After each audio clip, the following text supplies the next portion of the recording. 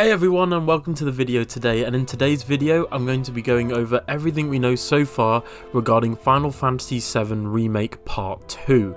This video also goes over spoilers for the original, FF7 Remake, its intergrade content, as well as Dirge of Cerberus and Crisis Core. So if you don't want any spoilers for the OG or the remake or any of the other spin-offs, please turn away now and maybe have a look at those games and then maybe come back to this video. Obviously, FF7 Remake launched in 2020, and it feels like forever since that reveal trailer that broke the internet back at PlayStation Experience in 2015. Since then, we've had the game release and the release of the intermission story featuring Yuffie, but we're all still hungry for more information.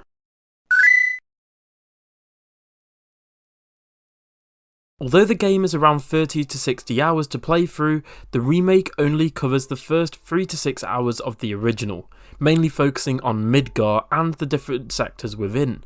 Now, Final Fantasy VII Remake was a linear / semi-open world game, whereas the original was fully open world with an overview map. Now, if you've played Final Fantasy VII Remake Intermission, then you'll have seen the end credits scene, which catches back up with the party after Final Fantasy Remake Part 1 on their way back to the town of Calm. So, we can quite safely assume that we'll start off the second part of the remake in the town of Calm. We can also speculate that Part 2 will pick off from where the first disc of the original Final Fantasy VII on the PS1 concludes, with the Forgotten City arc. This is where Sephiroth's plan is to use the black materia to summon Meteor, a magic spell capable of destroying all life on the planet Gaia. However, the planet's lifestream would theoretically try to protect the planet and or heal the wound.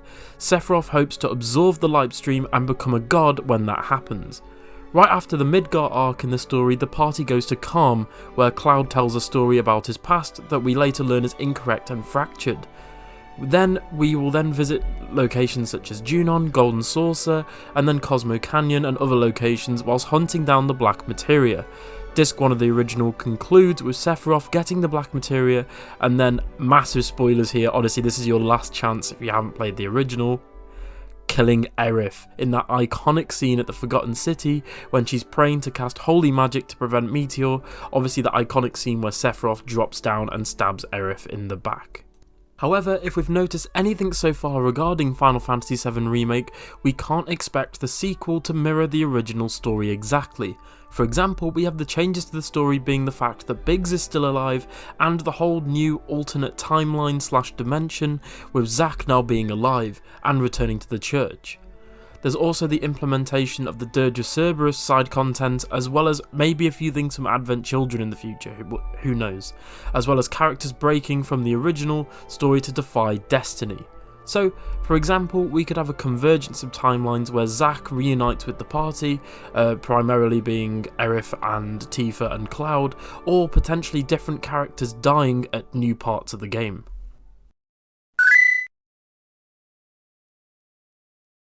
So, another question you probably have is who will be the new party members for Final Fantasy VII Remake Part 2? Well, in Intergrade, obviously we play as Yuffie, who already had her model, animations and weapons. They're basically finished, so they're ready to go for Part 2, so it's safe to assume she'll appear in Part 2. It seems really likely that she'll meet up with the rest of the party very early on, and beyond that we could also see the remaining party members being Kate Sif, Vincent Valentine and Sid in rapid succession. Hopefully this doesn't mean development will take much longer on account of developing each character's unique battle styles, animations, weapons, etc. As discussed earlier, we could see the party meet up with Yuffie sometime soon after Calm, as in the original you actually had the option to meet Yuffie earlier than in the story when you actually meet her. Speaking of which, will we also see the High Wind and will we be able to fly it? It's currently unknown, but I think it's such an iconic piece of Final Fantasy VII. I think it would be sort of a massive mistake to not include the High Wind. I don't know if we'll be able to fly it because again they've got to finish this game and it's got to be out as soon as possible, so I think implementing a flyable High Wind would take way too long, but we'll have to wait and see. Hopefully, I really want to see it though. We also have Red 13, who only appears as a guest character in Final Fantasy VII Remake, but should join our party right at the beginning of the second entry as a full member, as he is seen going to calm with the rest of the characters in the post-credits scene. Another topic I'd like to discuss is the game's release date. Final Fantasy VII Remake Part 2 won't be released until 2022 or later, but Square Enix has offered a few vague promises on when the next game might be announced. In a post celebrating the 25th anniversary of Final Fantasy VII, producer Yoshinori Kitase confirmed Square Enix would rather reveal Final Fantasy VII Remake Part 2 sometime in 2022.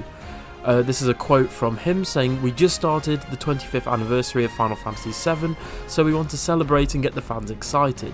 So within the next 12 months, we want to share some information." And then he said, "Look forward to more information soon."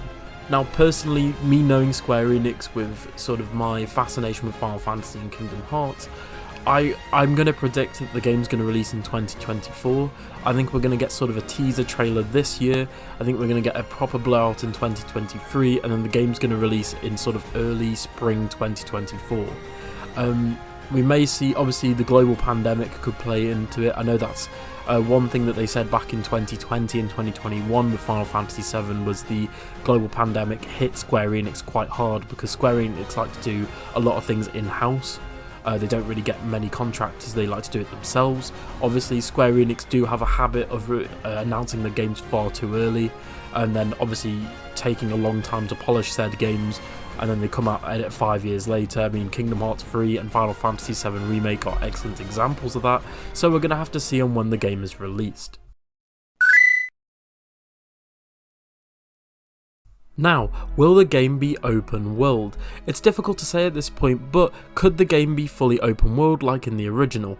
Personally, I don't think it will be.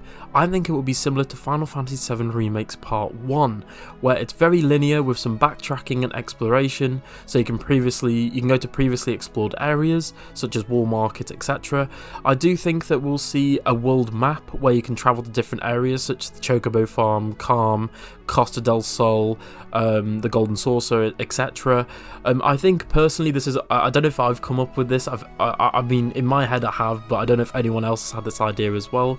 I think a cute idea would be to have the locations be open areas like in Final Fantasy VII Remake, selectable from a world map with maybe a PS1 model of Cloud being the map select marker, and you see him walking to each of the locations, sort of like in the original with the Overworld map, or maybe the High Wind being the sort of selectable marker, so you can select which area you go to next. You obviously select that area, you go to, say for example, you select Costa del Sol, you go to Costa del Sol, you get to explore it, and then you maybe have an option in the menu to go back to the map to select another area, something like that. Now, another question you probably have is, when will we next see Final Fantasy VII Remake Part 2? The last time we saw anything pertaining to Part 2 was obviously in the post-credits scene in Intergrade, which was last year in 2021. Square Enix have said that they want us to have more information on Final Fantasy VII Remake Part 2 in 2022.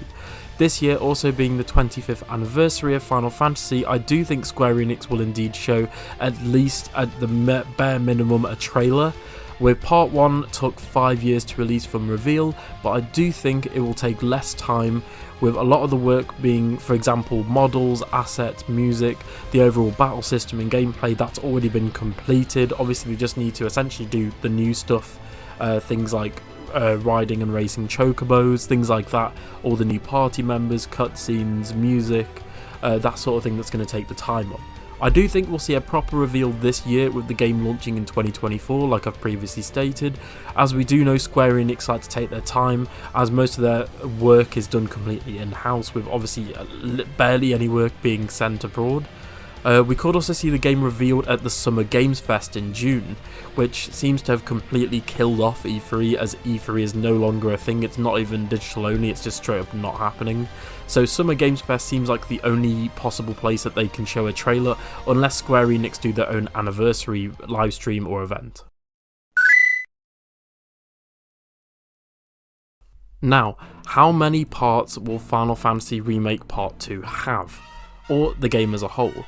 So, as discussed previously, the original Final Fantasy was broken up into 3 separate discs due to hardware limitations of the PlayStation 1. So, it's still safe to assume that Final Fantasy VII Remake will have 3 parts. Part 1, which has already been released, which focused on the Midgar arc, which was based on Disc 1 of the original. Part 2 being the Hunt for the Black Materia, ending with Aerith's death, being based on Disc 2 of the original.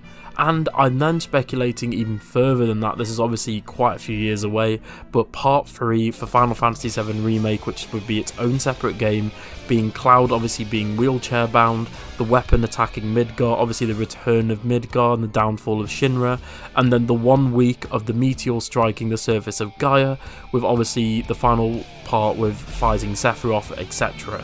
Obviously all this could change with all the sort of changes to the story in the remake, but we're going to have to wait and see. Although the Sephiroth final boss fight in the remake was really cool, I really do hope we get a proper final boss where we get to see full-on God mode Sephiroth at the Northern Crater. It could still be a while before we see Part 2 or even a Part 3, dare I say yet. As previously mentioned, Square Enix do like to take their time and are notorious for revealing games far too early.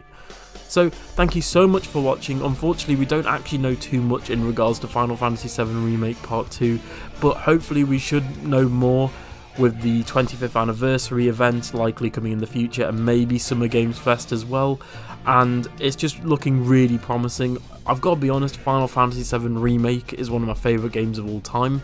I love the original, but I just love the remake so much more. I don't know why, it's just, I feel like the graphics, the music, the gameplay, it just really captured my heart and I loved every second of it.